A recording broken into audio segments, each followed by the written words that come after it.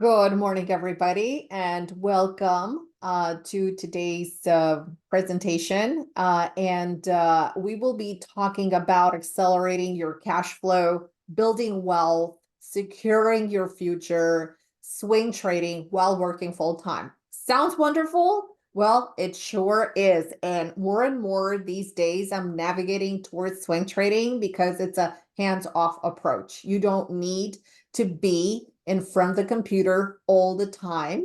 And this is something that I'm really looking forward to into this phase of trading that I'm in. I have been trading for over 25 years and day trading for over 25 years. And I want the easier route to making money. So I'm going to share with you what I do on a week-to-week basis and also on a day-to-day basis and how my day is played out. But before that, for those of you that are new and do not know me, my name is Anka Metcalf, and I'm the CEO and founder of TradeOutLoud.com, which is a trading education firm that is specialized in educating individuals how to day trade, swing trade, and invest in the markets. I have been a professional trader focused on day trading and on swing trading and investing for over 20 to 25 years. And I have been in investing for longer than that. And I come with experience from my investment banking years. So I come with 10 plus years in investment banking. I do run two very successful programs within Trade Out Loud. So I'm the head trader. I run the futures trading room every single morning, and I also run the swing trading service, which is the oldest service. It was created in 2010 when Trade Out Loud came about right after the financial crisis. And we do offer trading education for both swing trading and day trading and investing. And I specialize in high velocity trades. I have noticed that at certain times within the day, trades seem to react a bit better than at any other time. Like, I'm going to ask you guys a quick question. How many times have you gotten into a trade and all of a sudden, you had the perfect setup, you had the perfect pricing to get in, you had the perfect stop, and then the trade triggers and then it fails? Now, type a 1 in the chat box if this has happened to you, or raise a hand, because I'm going to raise both hands right now because yes, it did happen to me. Exactly. It did happen to me. And I was so frustrated. And this happened like, I don't know, 20 years ago, maybe 17 years ago. And I was like so frustrated because that is when I made the switch and gave up my job and I went into day trading. I was like, there has to be a way to stay in these trades. And after like a couple of years, so it didn't come out right out of the blue, I've noticed that the market has a different tempo. So when you're day trading, the market has its own tempo and has a 5 to 10 minute sequence all the way into 10 o'clock.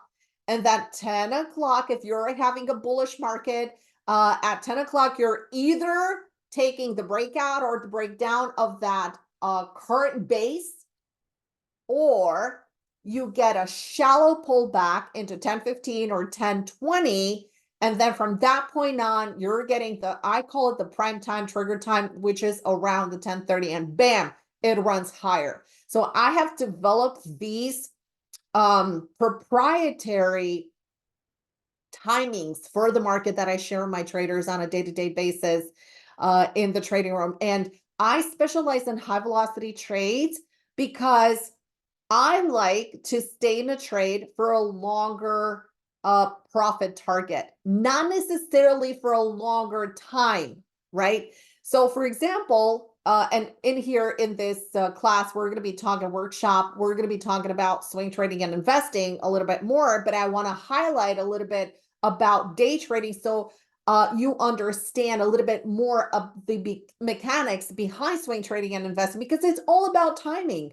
it's all about having the proper timing and having the proper patience. So for example, if I'm trading a 5-minute chart, I'm expected to stay in that trade for about 15 minutes, 20 minutes at the most. If I'm trading, for example, a 15-minute chart, then I'm waiting to stay in that trade for about half an hour to 45 minutes. And knowing that I have these timings into the market, this really helps me determine how long I'm going to be in the trade for, and identifying the pattern with the timing in the market. So anyways, we're going to get ready for an open house soon. So if you get on my list, you're going to be announced and you're going to have a chance to trade with me for a few days. All right. So I do specialize in these high velocity trades where the triggers are coming like very, very fast and for bigger profits. So I'm not the type of trader when I day trade to get into the trade and say, go in and back out, in and out, in and out, in and out. I don't take 20 trades. I just take 1 and done, or 2 and done, or 3 and done at the most. All right. So I'm also the designer of an institutional proprietary trading system that is based on price support resistance. And what I want to emphasize here with you guys is that there is so much more to support resistance than there is out there. So not a lot of traders focus on this, and basically 99.9% of the traders focus their decisions only on support and resistance, only on that linear support resistance, only on that supply and demand zone. And they're neglecting trends, they're neglecting changes of trends, they're neglecting, I don't know, moving averages, Fibonacci's, and what have you.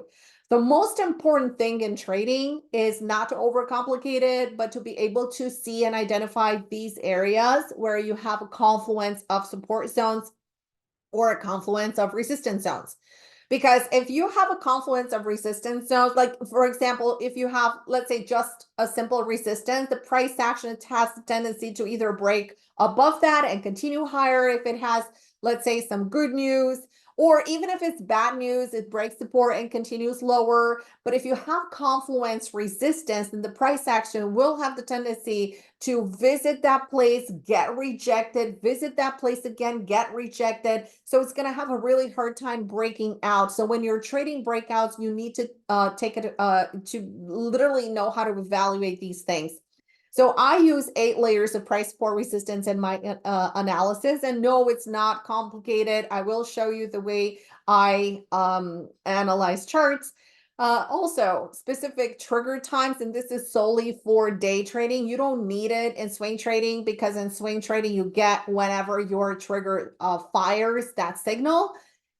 Specific price zone. This is very important because, as you guys know, or maybe don't know if you're newer to trading, institutions cannot get in like we do, like retail traders, and say, hey, I'm going to get in with 3 contracts, or I'm going to get in with, let's say, 500 shares or 3,000 shares at this price point, and I'm going to go long.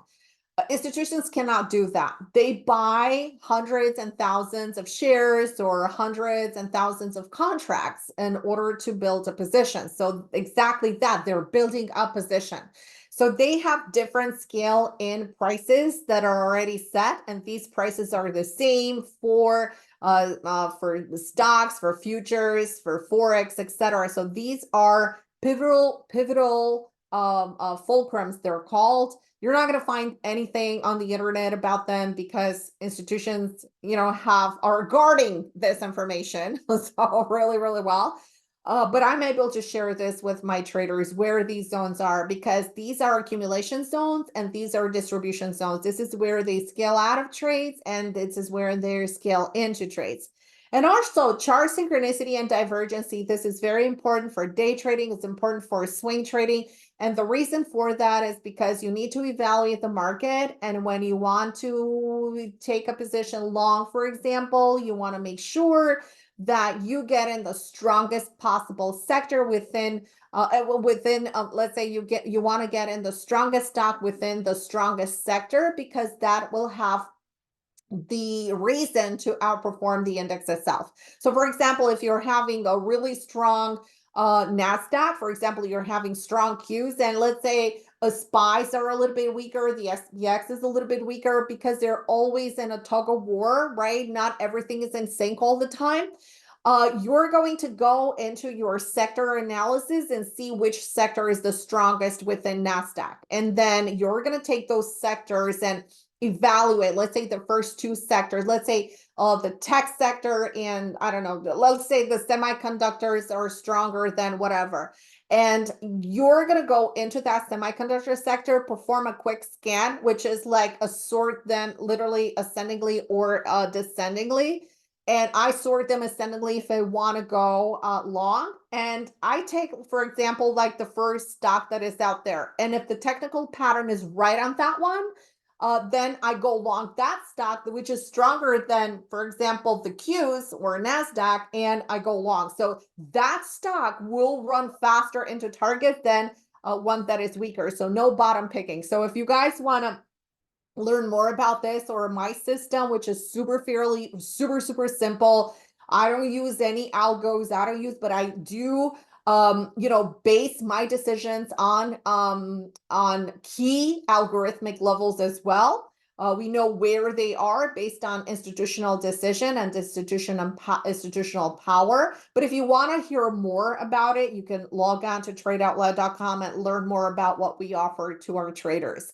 So here's our agenda for today: how to start making money work for you. So yeah, one thing, I day trade every single day, Monday through Friday, but is there an easier way than that? What if you have a full-time job? And I'm here to show you how you can start making your money work for you. I actually have money right now that is working for me, and without even having to look at my other accounts through swing trading and investing.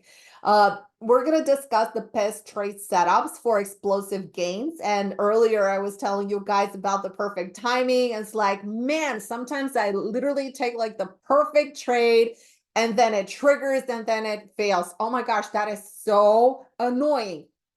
And yes, it still happens to me. I would lie right now if I would say, oh, that never happens to me. Of course it happens, right? But it happens way less than it did before I knew what I knew. So I'm going to talk to you guys also about these patterns that are really predictive, that are easy to understand. And then all you need to do is follow the trigger point. And I'm going to show you what the trigger point is and how you can assess any kind of stock, any kind of index, whatever you're trading, whether stocks or futures or Forex, anything that or even cryptos.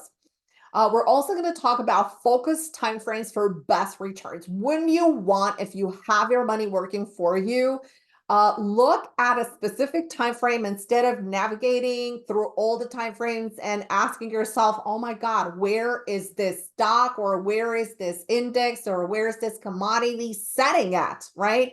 What is the time frame that I need to trade?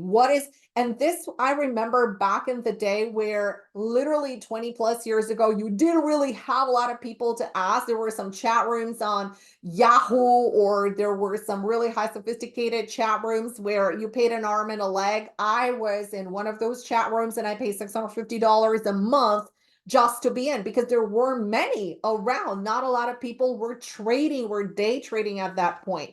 So it's really great that you now have somebody that you can ask, right? So we're going to be talking about these focus timeframes. We're also going to be talking about the trade selection criteria and more, and how to profit from these mega opportunities events that are happening throughout the market. And don't forget, this year is an election year here in the US. And that represents a wealth of opportunities. You guys know, and if this is the only thing that you're going to remember from today's presentation, just remember election years are bullish, period. Okay.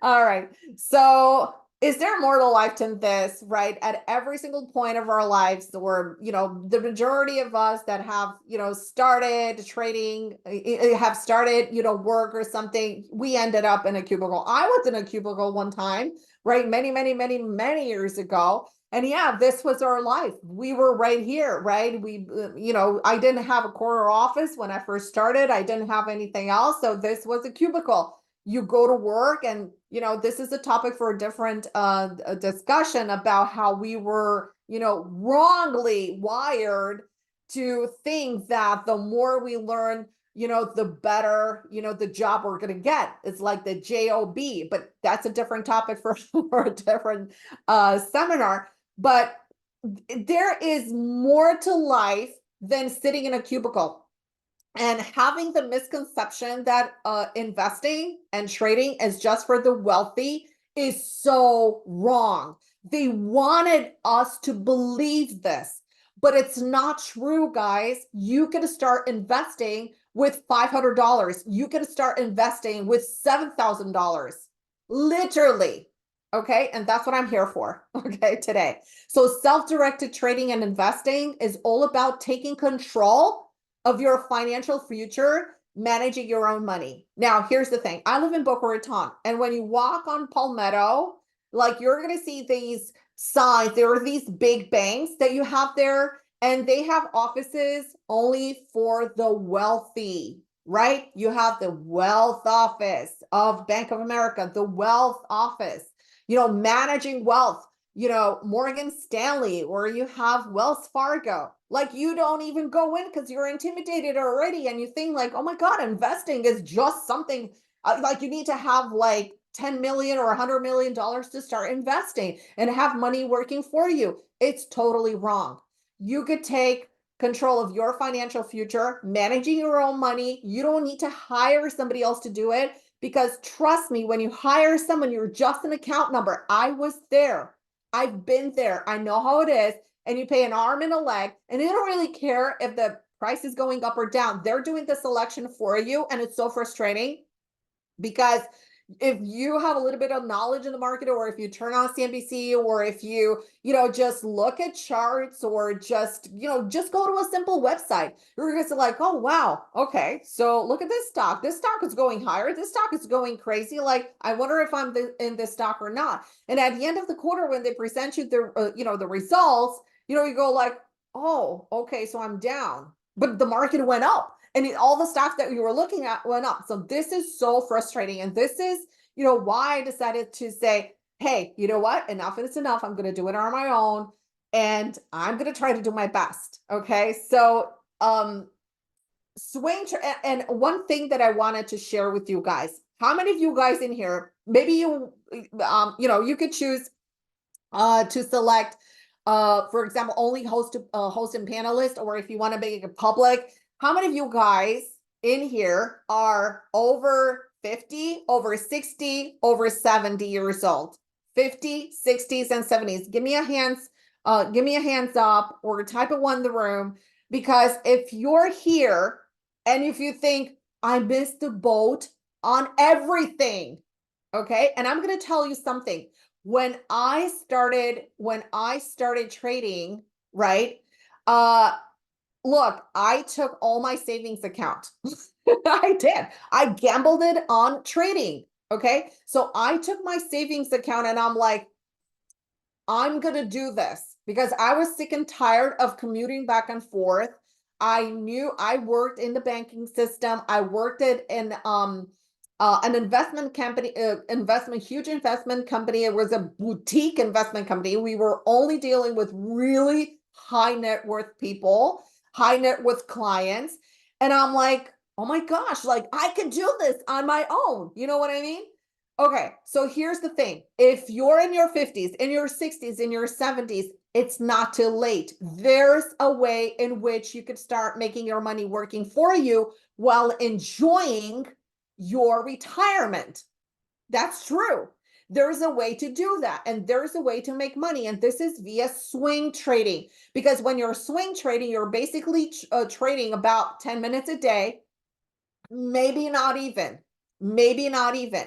Basically, you're generating cash flow. Do you guys know what swing trading is? I'm going to cover it in this presentation basically, but I'm going to give you a heads up now of what swing trading is. Swing trading is holding a position from a few days to a couple of weeks, and then you're done and you're collecting your profit. It's not like day trading. In day trading, you get in, you get out within the same day. I get in and out within like 15 minutes or 20 minutes at the most, right? But typically, this is what swing trading is. Investing, there are actually three categories of investing. With investing, you have short-term investing, where you're looking to hold positions, let's say for a quarter. or so, around a quarter.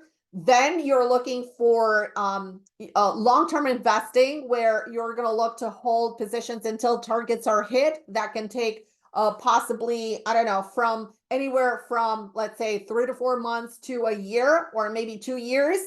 And then you have long-term investing. And this long-term investing is about generational wealth. It's the monies that you're going to give to your kids or your grandkids. Okay, so there are different styles.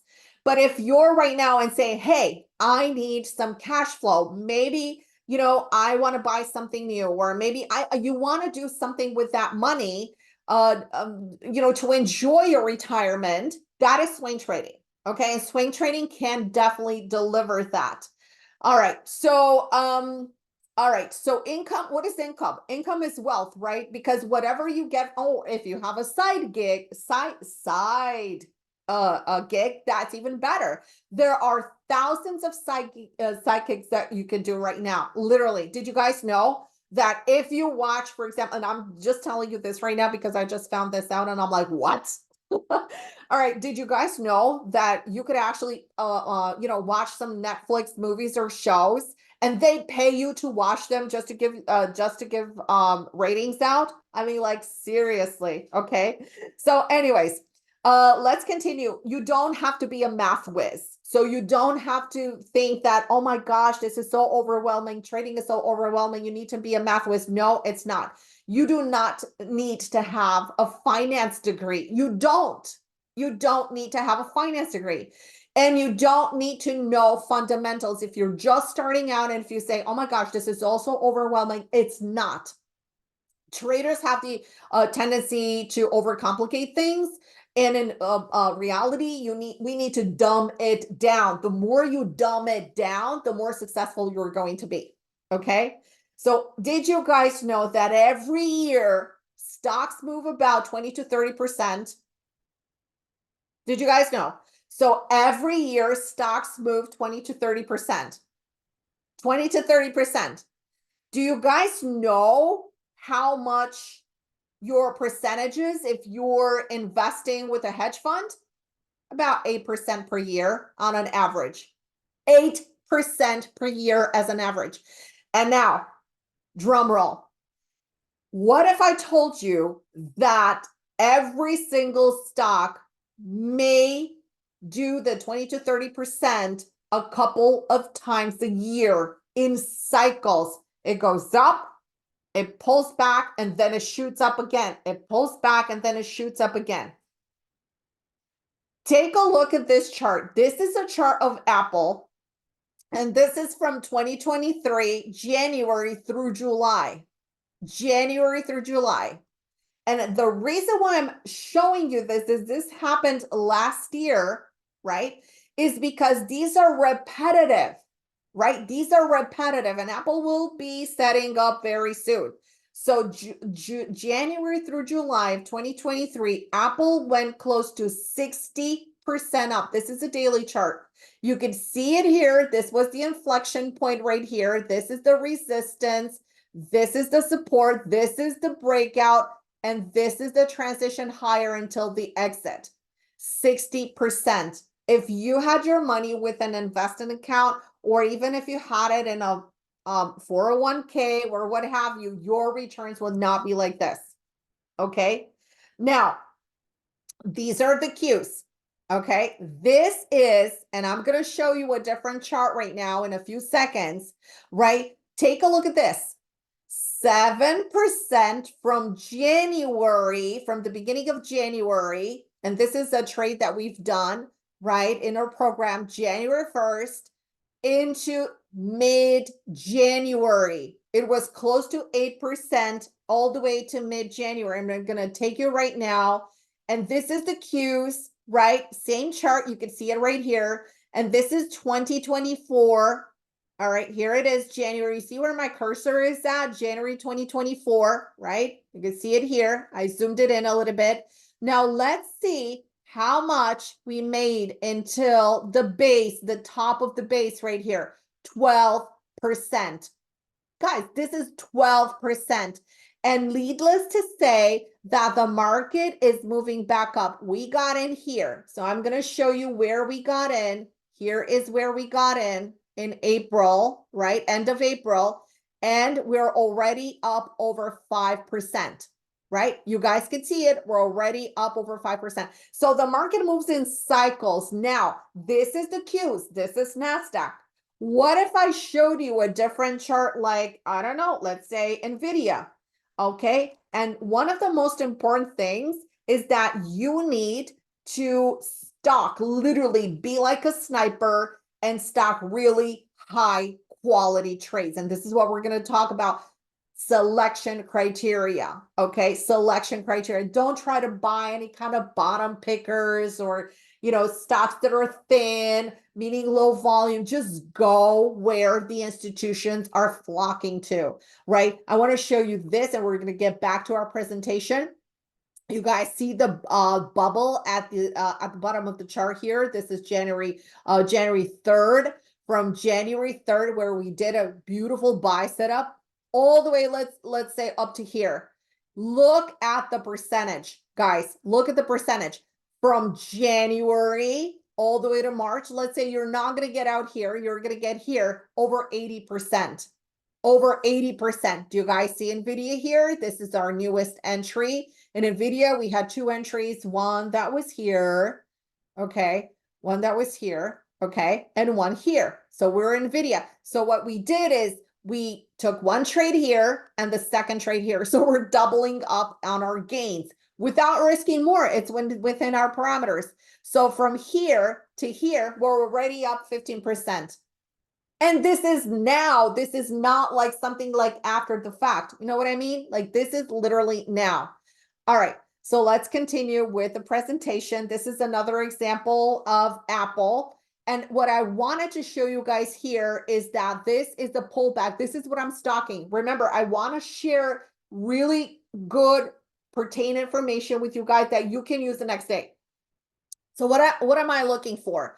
I'm looking for a 3-bar pullback. The higher the time frame, the better. So you can look on the daily, you can look on the weekly, monthly, less likely. There are very few. I mean, you don't even have to wait that much, not unless you want to take trades that are really into that long-term investing. But daily charts are fine. Weekly chart. My favorite time frame is the weekly chart. So if you see 3 bars down, and this is what I look for, you see this blue line right here. This is the 20 simple moving average. This is the 50 simple moving average. This is all you need. So basically here, I'm going to look for a 1, 2, 3 pullback into the 20 simple moving average, because this is the trending one. You can see here that the price gets really a great response off of this 20 simple, right? It coils here, it pulled back here and developed this base. And then you get the 1, 2, 3 pull back here. Now, my entry would be above this doji high. This is called the buy setup off of the 20 simple moving average. A lot of algos are reading this as a buy, and institutions as well. So this is a 1, 2, 3 pullback, and I'm waiting for this bar to take out the prior high. And once it takes out the prior high, I am in. And I'm going to place my stop just below this pivot right here, the newly formed pivot. Now, here is another example here. And this is again with Apple. And this is into the January 2024. And you can see the buy formation here. You can see the 1, 2, 3 down to the 20 simple moving average. And you could see the buy, the reaction that takes the price higher. Now, here's the thing. Money managers and hedge funds live mostly off commissions and fees. You're just an account number to them, and whether the stock or fund performs or doesn't perform, they get paid. They don't care. So did you guys know that Barclay Hedge reported that over the past 5 years, the average hedge fund in its universe produced an annualized gain of 7.2%, with a Sharpe ratio of 0.86 and a market correlation of 0.90. Now, this is not that important. The most important thing is that the annualized gains are 7.9%. This is awful. Now, new reports find almost 80% of active fund managers are failing behind the major indices. They're failing. So in 2024, where we had these massive moves in the first quarter and funds are failing. Guys, I'm not the one saying this. It's CNBC saying this. This is their title. You're going to find the article. Now, this is Costco. This is one of my favorite stocks. Okay. I just opened another IRA account in which I put like very little money into it. I don't know if I have it here to show it to you. Let me see, because I was trying to log into this morning into it and I couldn't. Let's see. Yeah, okay. Okay, I have it on. I could share it with you guys in a second. Let's see. All right. All right. So, all right, because I have like I have a small group of investors and I was showing them how they can grow their account even with a very small size, okay, account. So anyways, bottom line is that January through November, we have Costco here. The Costco is literally performing and outperforming anything else on the market right now. So Costco is one of those stocks that Costco, Nvidia should be in your portfolio. You should day trade it, swing trading, invest in it. Like literally do everything around these stocks. That's what I do. So look at this, 26% up. All right.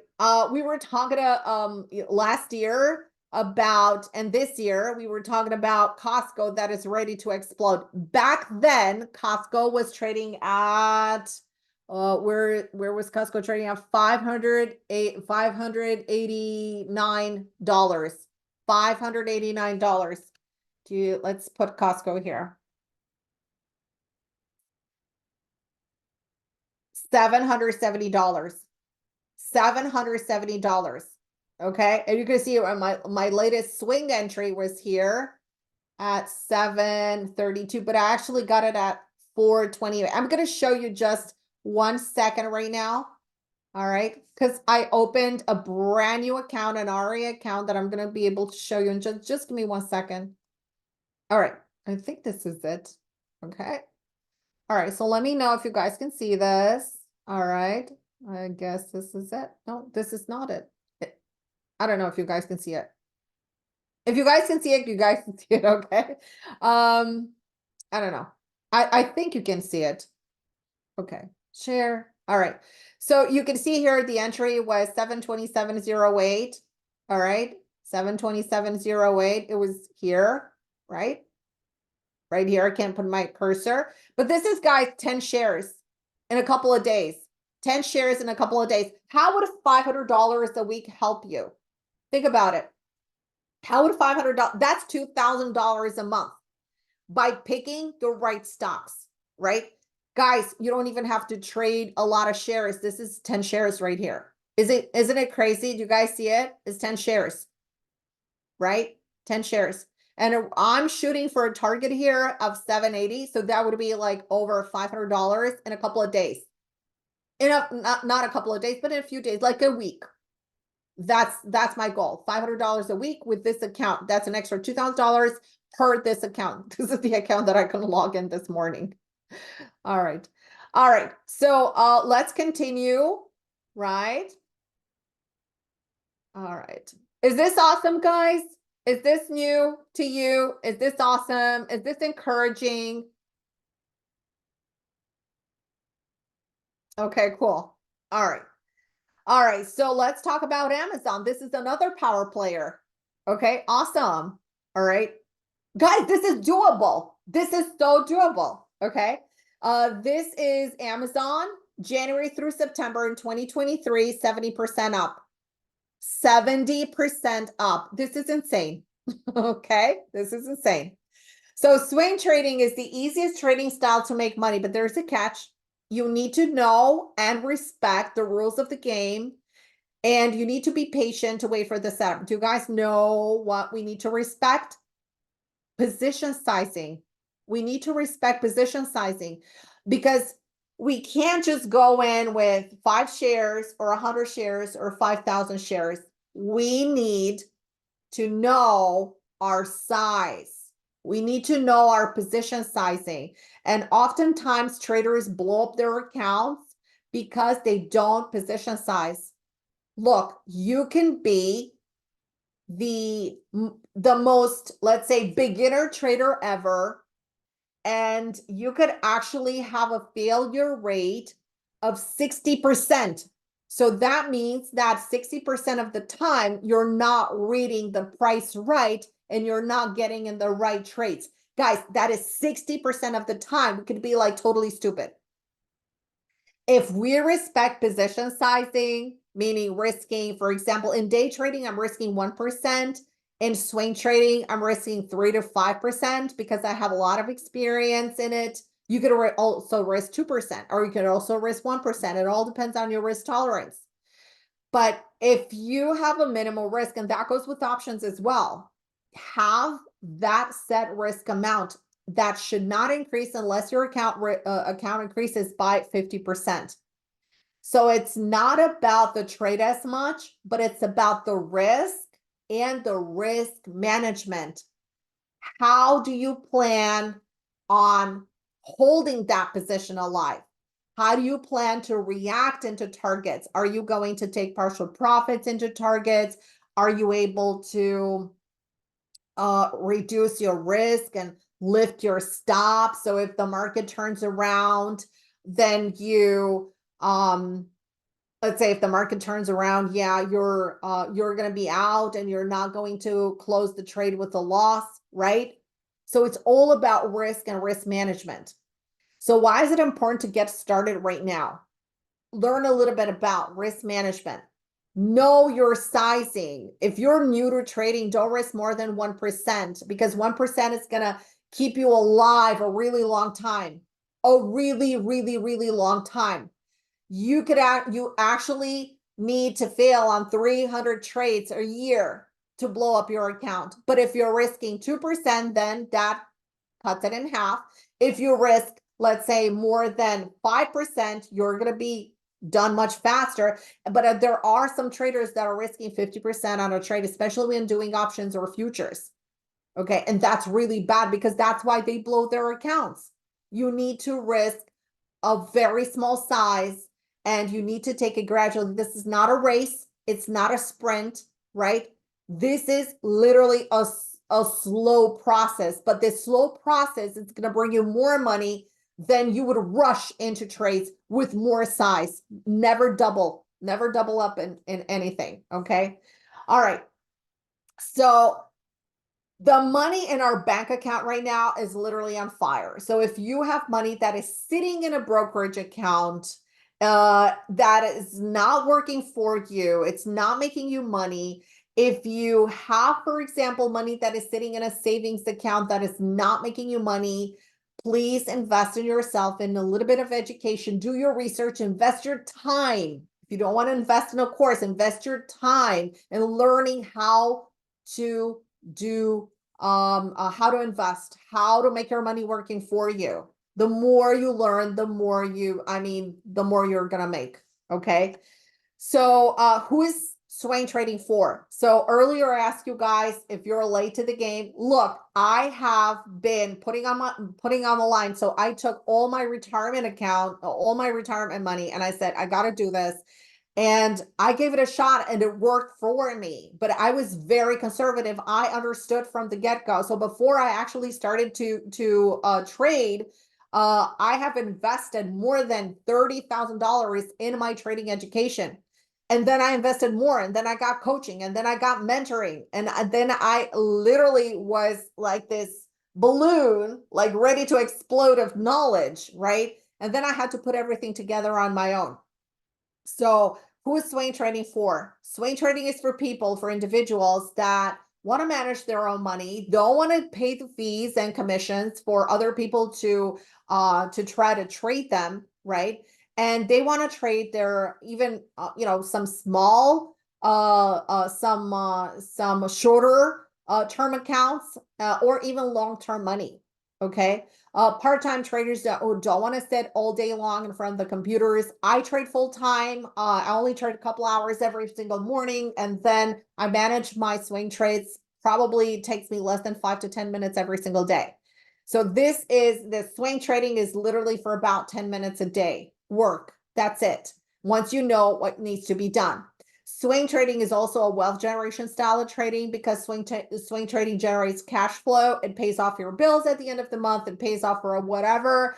And if you have money set aside, put it in an investing account and just let that money marinate for you long term, if that is your wish. If not, you could swing trade it, just increase your position, change your position size, because it's one thing. So for example, if you have, let's say, a $10,000 account, your risk per trade is going to be 1%, right? So it's going to be $100. Now, if you have, let's say, an $100,000 account, your risk is still 1%. So that 1% is not going to change, but your account size is going to change, because the more you make money, the more your account is going to grow. So you need to readjust your position sizing, but your size, for example, still remains 1% or 2%, depending on your risk appetite. So you can work from home or anywhere. This is the type of trading that, yeah, you're on the beach, you can start scanning. You're going somewhere else and you could go like, oh yeah, remember, what is that stock doing? You pop up your phone, you log into your platform, and you see where that stock is at. So you can afford to do all that thing. In day trading, you can't. In day trading, you need to have your screens, you need to have your real estate, you need to have everything. So I'm going to walk you through the steps on how you can get started. Did that sound fair, everybody? Would you like me to share the information with you on how you can get started having your money working for you? Okay, cool, Jeanette, thank you. All right, so step one is to open an account. Do your due diligence, whatever works for you. Do your due diligence on commissions and fees and all that stuff, and platforms. You can open an account either with Schwab or TradeStation, Interactive Brokers, Webull, Robinhood, Fidelity, or any of these brokers. Do your due diligence and just open the account. Step number two, determine your risk tolerance. So what is your risk tolerance? And this risk tolerance is going to be constant. You're not going to go 2% now and you're going to go 3% tomorrow, because you're going to get cocky. You're going to go like, oh, I'm going to risk 5% in 2 weeks because I've just made a whole lot of money, right? All right. So hold on just 1 second.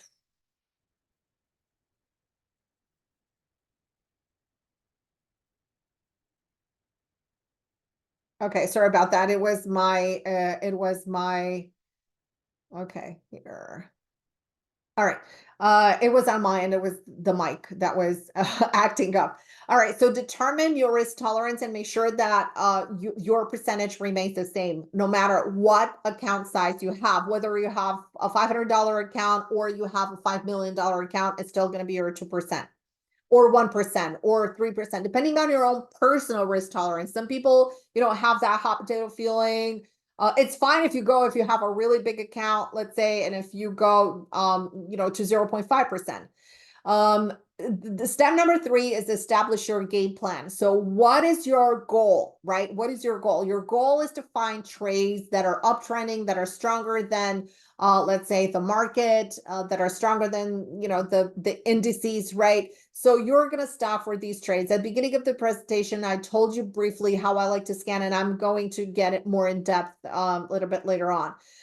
So basically your trading plan needs to be where to get in, where to place your stop, where are your targets, and how to react into these targets. What are you going to do? Are you going to take partial profits? How much profit are you going to take? Are you going to take half? Are you going to take a quarter? And then after you hit target one, do you intend on raising your stop to break even, right? So you, in case the market turns around, so you don't incur a loss, because every single little piece of the gain that you make, whether it's a small slice or a big slice, it all adds up. Okay. Then it's time to create your trading universe, right? You create your trading universe, let's say, and you have to be like definitely a little bit diversified. I like to be diversified.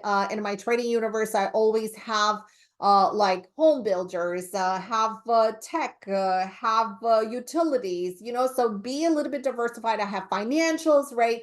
So you don't have all the eggs in one basket and scan through those.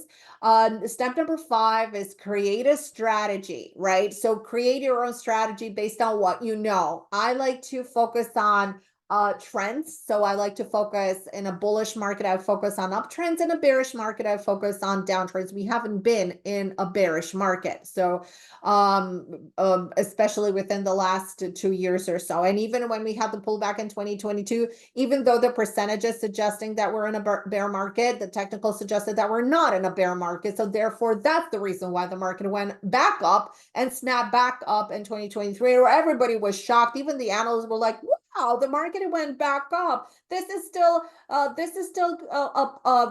a rally within a downtrend. Like, really? Look at the technicals. So whatever works for you, whatever you can identify, and only place setups that are identifiable for you. This is very important. So swing trading is basically that sweet spot between day trading and investing. It's generates high probability trades and offers the best chances for success. And the reason for that is because you're sidestepping the algorithmic action from day trading. So you're not going to get fleeced around into trades. Swing trading positions will be held from 2 days to a couple of weeks, and the focus time frames are going to be the daily charts and the weekly charts. Swing trading is not about capturing the whole entire trend from the very bottom to the very top. No, it's just a portion of the trade, just a portion of the trend, just like it shows right here. And the most important elements of that trade is like, where is your entry? Where's your stop? Where's your target? And your share sizing or your position sizing if you're doing Forex or if you're doing futures or even crypto. So I'm going to share you what I do. So for example, I look for pullbacks. My favorite pullback is to see the price into the 20 simple moving average. However, if it pulls back and it rotates into the 50, I use these two simple moving averages for my swing trading. And here I'm looking for a rotational pattern. And in here I have my rotation. So when this red candle takes out the prior high, right, of the green candle, and this is a doji candle, it's a decision candle as well. Love to identify those. The price action is still in the trend. You have the bottom, the higher low, and at the pivot here, you just created the second higher low within the sequence. And this would be your entry. This would be your stop. And your exit, you're going to stay in the trade as long as the price is going to show you a reversal. So when the reversal occurs is when this big fat candle takes out the prior candle low. So that is your exit point. So it's impossible to get here in and out here. You're always going to get the buy setup, right? The rotation, and you're going to exit at the rotation, right? You're going to exit at the rotation. So there you have the entry, the stop, and the exit. So how to select winning trades, right? Because this is one of the most important things. It takes a proven strategy to select these high odds trades, right? Or ETFs and stocks or commodities, whatever you're trading, futures. The stocks need to be fundamentally strong for long or medium term trading. And they have to be a little bit outside of earnings. So for example, I don't want to take, for example, let's say I had a perfect setup for Disney yesterday, but Disney reported today. So I'm not going to get in Disney. I would not get in Disney yesterday just because it's a perfect setup because it had earnings the next day. So stay away if the stock is due to report earnings a couple of days before. And I'm not going to get into it. Yes, you could get it. You could get in, for example, if you're doing options or something else. But with a very tight risk. But typically, as a rule of thumb, don't do it. Okay, if you are a beginner trader, just stay away. Fundamentals have to be in line with technicals. So make sure that you, and by fundamentals, I mean those earnings, right? You don't have to know fundamentals, but look at the price action within the prior reporting period, within the last quarter. That's what I mean by fundamentals, like fundamentals blended with technicals. And also buy stocks that are on sale. Stocks that are on sale are the stocks that are pulling back. And when to buy them? At those rotational levels that I just showed you in the chart before.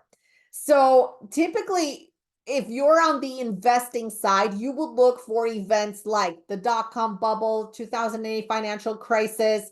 And by the way, I started day trading in 2000, right? And then, like I said, I literally consumed with, because I bought a lot of education. My mentoring ended up costing like 6 digits. So it was like, I've invested a lot in myself. And if you want to succeed, you have to invest in a high income skill, right? You want to invest in yourself to learn a high income skill, and you want to learn it fast. You don't have time. I didn't have time to wait. So I wanted to find somebody that would teach me how to do it fast, because I didn't want to, waste time learning how to do it on my own. And probably I would have blown up, 5 accounts. And I know a lot of traders, pride and saying like, oh, I blew 5 accounts until I got where I am right now. No, I never blew up an account, because I understood risk management and the importance of risking that 1% or 2%. And in 2008, that is when I started building. And I didn't have a lot of money, by the way. I didn't have a lot of money. I had like $20,000 left. And that is when I started building my retirement account. And I started building my long-term account. Literally, I went from 20K to over $2 million.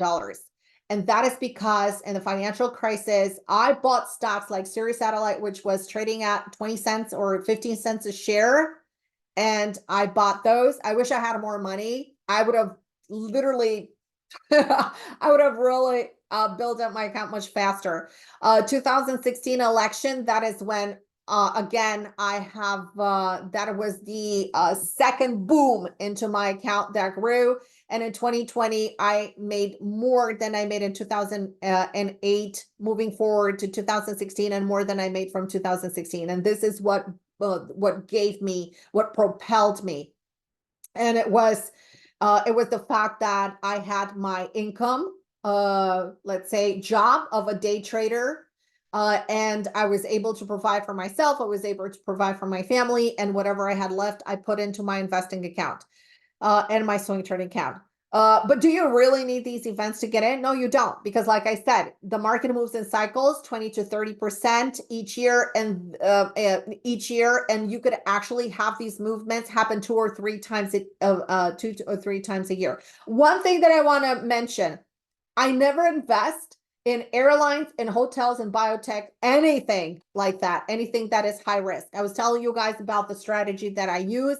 I use the 1, 2, 3, 4 bar pullback. And in fact, this is a quarterly chart. And this is where I have legged into again, into my investing account. When I invest in stocks for short term, and even for example, if I want to go quarterly, if I want to hold a position for 3 to 4 months, this is what I visit. If I want to hold a position for a year or 2 years, this is the chart that I go to. This is a quarterly chart. Now, how many of you guys in here actually look at quarterly charts, right? Not many, because nobody tells you what to look for, right? So when you want to hold your money longer, you look at quarterly charts, right? And in fact, you may have to watch it for this was literally a year right here, right? This was a year of watching, and finally here you got the rotation. So it's a lot of watching, but guess what? You're going to look at probably more than 6,000 stocks, right? And you're going to find these setups almost every week. Okay, so you have 4 bar pullback into my favorite 20 SMA, price rotation. The green takes out the prior bar's high. Here we go. This is my entry. This becomes my stop right below this pivot right here. And there it goes. Okay.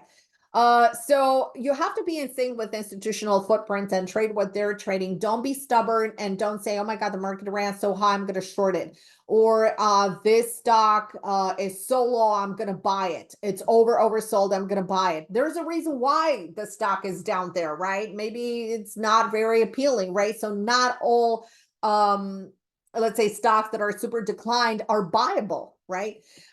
Institution, and follow the institutional and buying of following the footprints of institutional buying and institutional selling is what creates that strong momentum and continuation into targets. Also, here's another example. Bases are very, very strong. They can develop within months, within weeks, or within quarters, right? So you can see here that we had a massive, and this thing typically is going to happen. Things that you guys see here typically happens in and during elections. So that's what I wanted to mention. as we're getting closer and closer to election, the market is going to sense the uncertainty. The market hates uncertainty, and therefore it's going to start basing, but that's probably going to be September, October as we're going into November.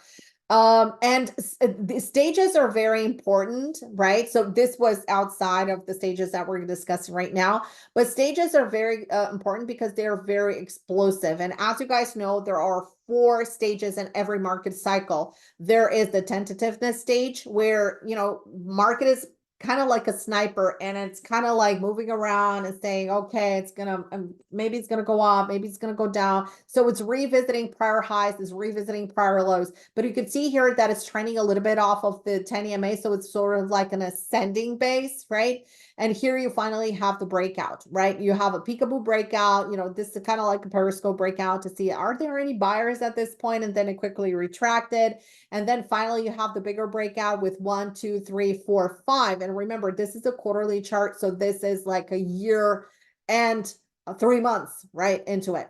So, and then you're reaching, this is the buy stage. This is stage 2. This is the accumulation stage. You buy, buy, buy, buy, buy. And this is a quarterly chart. But when you're transitioning to a smaller, when you're zooming into a weekly chart to a daily chart, then you're going to see that you can have a plethora of trading opportunities and easy trading opportunities, because it's always easier when you're following quarterly charts. And then you're getting into a stage 3. Stage 3 has 2 different meanings.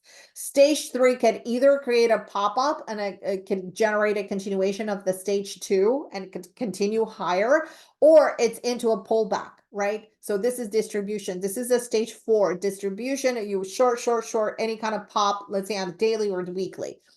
And then here again, what stage do you guys think this is? Quick question. What stage do you guys think this is? So this is stage 1. Stage 2 is, stage 1 is basing. Stage 2 is breakout. Stage 3 is basing again. This is the pullback, stage 4. What do you guys think? What do you guys think? You guys know Meta, right? It was trading at $112 right now. You know where it's trading at right now. Exactly. It's going to enter into a stage 2, into accumulation stage. Perfect. All right. So there are different types of stocks. I won't bore you here, but there are growth stocks, there are value stocks, there are income stocks, blue chip stocks. Love the blue chip stocks. I love, love, love. And you have the penny stocks. Penny stocks are way, way, way risky. But there are times where you're going to get like a massive, massive, massive push down, like we had when we had the pandemic, like we had in 2008. That is when you look at these stocks that were once, and I'm not saying Peloton because I really don't believe in that Peloton, theory, concept, whatever. I mean, it's still a freaking bike, and there have been tons before that. But there are penny stocks, for example, like when I made my money in Sirius Satellite, and I literally bought like whatever I could get at that time. And it was at 13 cents and 20 cents. At that point in time, there was no competition. There was nothing. There was not another satellite radio around in 2008.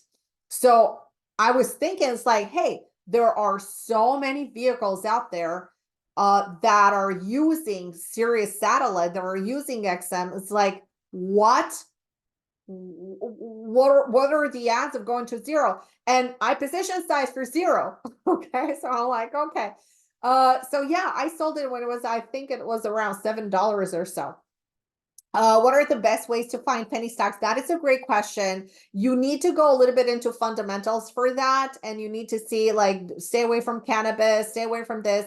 If you want to find penny stocks, find stocks that are trading on really high volume and that are super, super trending, that have a really good tendency. Look at the left-hand side of the chart and see how the price action has behaved through time.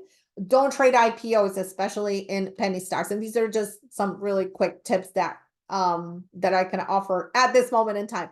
So when it comes to trading, nobody has a crystal ball. It's just really hard work, really hard work. Here's another example. Meta, look at the base right here. Look at the base. You could actually see my entry was right here. So this green bar takes out the prior bar high. This is a rotation. Try to learn these rotational patterns. Are so important. They're easy to identify, and they can make you a boatload of money. Practice in a sim account. So what is my strategy for selecting trades? First of all, you have to have good history of earnings. 3 years minimum and at least 3 prior quarterly beat expectations, right? Just like Apple. Apple always, what does Apple do? It underestimates and over delivers, right? Always. This is always going to be a bit surprised. Like, oh, Apple is not doing good. The sales are down. This and that. And then boom, sales, quarterly earnings, you find out like, oh, China phones are back up. China sales are back up. It always does that, right? So keep an eye on Apple. Apple, Google, typically semiconductors. These are really good stocks that you can invest in and trade. Look for companies that make a splash, that have new products, services, launches, etc. Look at the technical chart, trade with the trend. Don't go against the trend because there's a reason why the trends should be respected. Look for volatility contraction. You guys know what a volatility contraction is? Basis. The price is selling. All of a sudden, the price goes whoosh, up, right? And all of a sudden, it stops at the high, and then it goes grind. Take a look at a chart of Pinterest. Pins, P-I-N-S, right? You can see the contraction after earnings, okay? And it's poised for higher, by the way. Positioning within sectors and indices, choose the leaders or laggers, choose the relative strength, relative weakness, exactly what we have talked several times into this presentation. Here's another example, right? Pullback, right? Look for the pull. And this is a choppy market because it's like green, red, green, red, green, red. But look at the rotational points. You had one over here and you had one over here, right? So you had 2 inflection points and bam, it is going higher. So when to enter the trades? Entries are early points, and I look for buy pockets, right? I showed you exactly what I look for. I look for those rotational points, right? When a candle takes out the prior high, and I look at it on the daily, the weekly, and the monthly. There's no secret into that.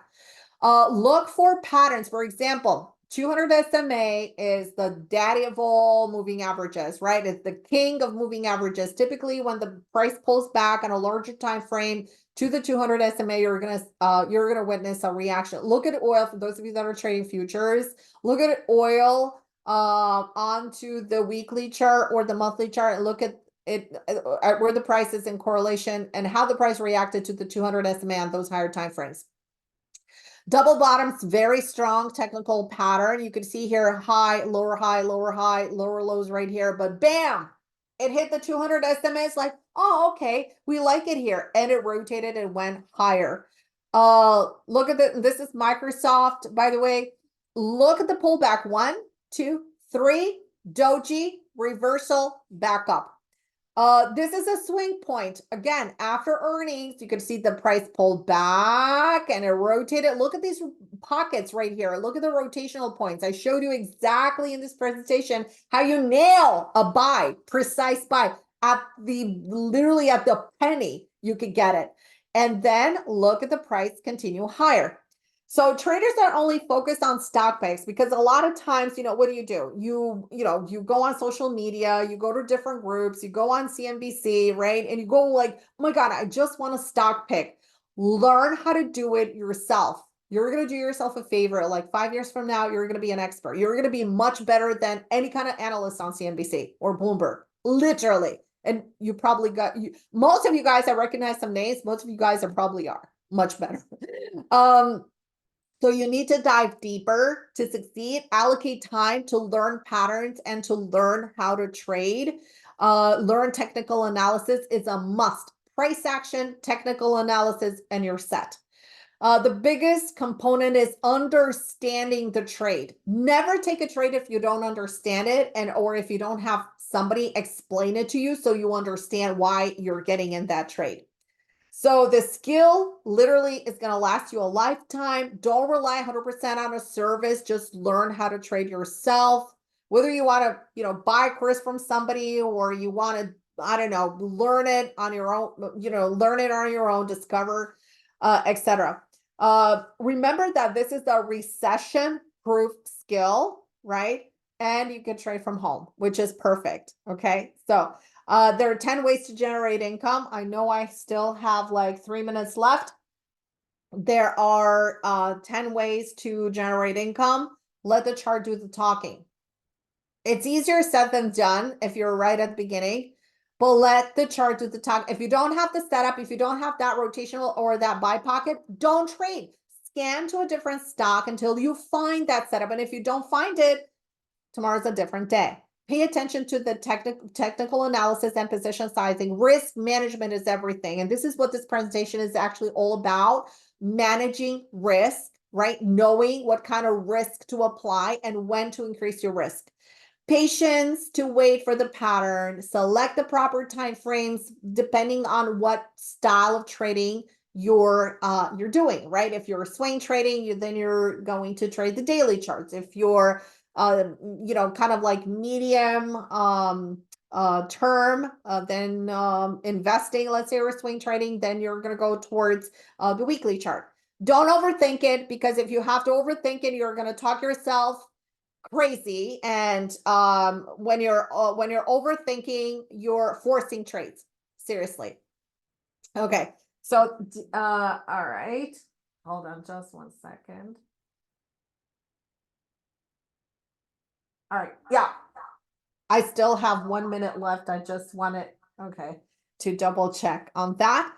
All right. So basically, the bottom line is that you need to understand what you're doing, and you're going to be fine. The fact that you guys are here right now, you're in the right place to learn from so many traders.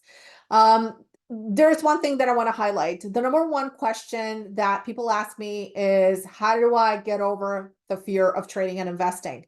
I found a mentor, somebody that already has achieved the results that I wanted to, and was willing to show me how to get there fast. Collapsing time. Like, I didn't have 5 to 10 years to spend. I just want it now. Mindset, eliminating all the limiting beliefs that you're not good enough, that you could lose money. Hey, you can lose money. You could just lose your wallet. Go grocery shopping, you lose your wallet. Or execution. Execution is by doing it now. I run a swing trading service. If you got interested, you could go to TradeOutLoud.com let me just give you the link here, because I don't think that link is active anymore. No, it's not that one. David. Yeah, it's not that one. Yeah, sorry. All right, so let me just put it in here, and I'm gonna let you guys go. Here's the swing trader. Okay. Oh, not the futures. Sorry. Why isn't it going here? All right. Whenever you're in a rush, the mouse doesn't cooperate. And here you go. And if you have any questions, you can feel free to email me anytime. Okay. So basically, we do run this service. It is, okay, here it is. All right. Here it is. And if you have any questions, let me know. I don't have enough time. So thanks so much, David.